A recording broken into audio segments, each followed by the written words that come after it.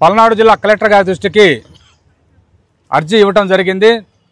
ఆ విషయం ఏంటంటే 2009 విద్యా హక్కుల చట్టం 12/1C ప్రకారంగా ఏదైతే ప్రభుత్వం అనుమతితో నడుస్తున్నటువంటి విద్యా సంస్థలు ఏదైతే ఉన్నాయో ప్రైవేటు కార్పొరేట్ విద్యా సంస్థలు, ఆ సంస్థల్లో 25% పేదలైనటువంటి ఎస్సీ ఎస్టీలకి మైనార్టీలకి వాళ్ళకి సంబంధించినటువంటి ఉచితంగా ఇవ్వాలని చెప్పి ఆ చట్టం చెప్తా ఉంది.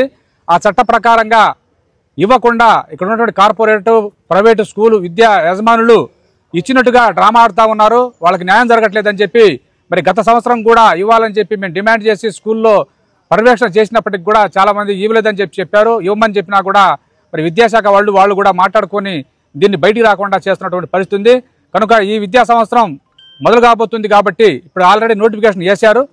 దాని ప్రకారంగా ఏదైతే వాళ్ళు కొత్త అడ్మిషన్లు తీసుకుంటా ఉన్నారో దాంట్లో 25% మరి 1వ తరగతి నుంచి 10వ తరగతి దాకా ఉచితంగా వాళ్ళకి ఇవ్వాలని చెప్పి ఆ చట్ట ప్రకారంగా ఇవ్వాలని చెప్పి కలెక్టర్ గారి దృష్టికి మెమోరాండం ఇవ్వడం జరిగింది.